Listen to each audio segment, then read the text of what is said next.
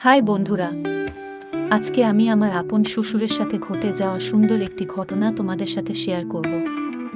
গল্পটি মনোযোগ দিয়ে শুনলে তোমার হাতের কাজ করতে বাধ্য হবা। তো বন্ধুরা, চলো বেশি কথা না বলে মূল ঘটনায় চলে যাই।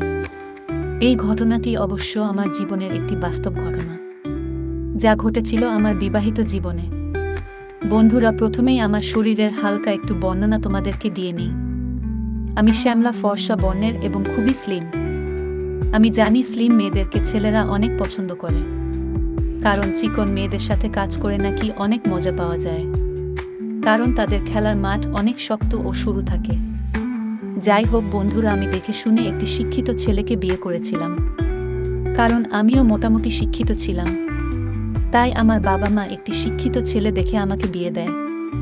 কিন্তু এখন আমি মেয়েদেরকে রিকোয়েস্ট করব যে তোমরা কোনো শিক্ষিত ছেলেকে বিয়ে করো না, কারণ কলেজ জীবনে বেশিরভাগ ছেলেরাই অনেক মেয়ের সাথে কাজ করে করে তাদের ওই জিনিসটার শক্তি নষ্ট করে ফেলে, এবং পড়ালেখা শেষ করতে করতে তারা হাতের কাজ করতে করতে ওই জিনিসটা একেবারে শেষ করে ফেলে, যার ফলে বিয়ের পর তারা তাদের স্ত্রীকে পরিপূর্ণ সুখ দিতে পারে না।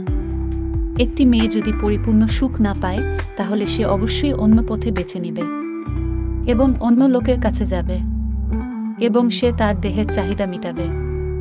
আর এটা শুধু আমি না, বেশিরভাগ মেয়েই এটা করে থাকবে। যাই হোক বন্ধুরা, আমার যখন বিয়ে হলো তখন বাসর রাতেই আমি হতাশ হয়ে গেলাম, কারণ আমার স্বামী খেলায় তো দুর্বল ছিলই, এবং তার জিনিসটা এত ছোট ছিল যে আমি ধরে কোনোভাবেই সন্তুষ্ট হতে পারছিলাম না।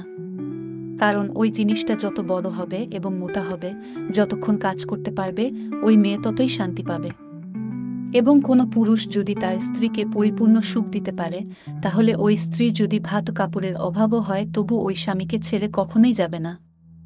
আর যদি কোনো স্বামী তার স্ত্রীকে পরিপূর্ণ সুখ না দিতে পারে, তাহলে ওই স্ত্রীকে রাজরানীর মতো করে রাখলেও ওই মেয়ে অন্য পুরুষের কাছে যাবেই।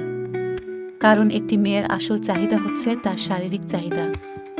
সুতরাং আমার স্বামী যখন আমার চাহিদা পূরণ করতে পারছিল না, তখন আমার মনের মধ্যে অস্থিরতা শুরু হয়ে গিয়েছিল। কিন্তু প্রথম লজ্জায় আমার স্বামীকে আমি কিছুই বলতে পারছিলাম না। পরে যখন দেখলাম যে আমার স্বামীর আসলেই সমস্যা, তখন বাধ্য হয়েই আমি অন্য পথ বেছে নিলাম। অবশ্য এর আগে আমি অনেক চেষ্টা করেছি এবং গোপনে গোপনে অনেক চিকিৎসাও করিয়েছি, যেন আমার স্বামীর সবকিছু ঠিক হয়ে যায়। কিন্তু তাতেও কোনো কাজ হয়নি। বাসর রাতে যেমন আমার সাথে কাজ করতে করতে তার 2 মিনিটের ভিতরে পানি বের হয়ে গিয়েছিল, এখনো এরকমই হয়। যৌন দোকান খুলতে খুলতেই বেচাকেনা শেষ। তোমরাই বলো, এভাবে কি একটি মেয়ে সারাটি জীবন কাটাতে পারে? তা কখনোই না। কিন্তু আমি তো আমার স্বামীকে ছেড়েও দিতে পারছি না, কারণ আমরা ওরকম বংশের মেয়ে না যে এক স্বামীকে ছেড়ে দিয়ে আরেক স্বামীকে ধরব। তাই আমি চিন্তা করলাম যে আমার স্বামীকেও তো ছাড়তে পারবো না, তাহলে এখন কি করা যায়? এভাবেই দুশ্চিন্তায় আমার দিন কাটতে লাগলো।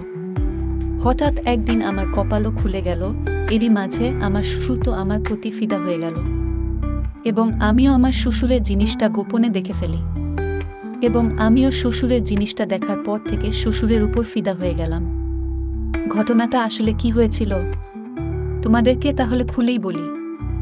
বন্ধুরা, একদিন আমার শ্বশুর ওয়াশরুমে গোসল করতেছিল। ভেতরে সে পুরোপুরি খোলাখুলি অবস্থায় ছিল। দরজাটা লাগানোর কথা হয়তো ভুলেই গিয়েছিল, আর আমিও বুঝতে পারি নাই যে ওয়াশরুমের দরজাটা লাগানো নেই।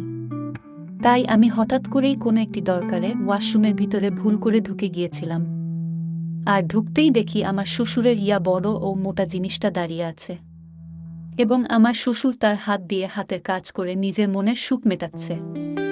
এটা দেখে তো আমি রীতিমতো হতবাক হয়ে গেলাম, এবং শ্বশুরও আমাকে দেখে আঁতকে উঠল এবং তাড়াতাড়ি করে কাপড় চোপড় ঠিক করতে শুরু করলো। বন্ধুরা, এই গল্পের দ্বিতীয় পর্ব সহ এরকম আরো মজার মজার গল্প পেতে আমাদের চ্যানেলটি সাবস্ক্রাইব করে রাখুন। ধন্যবাদ।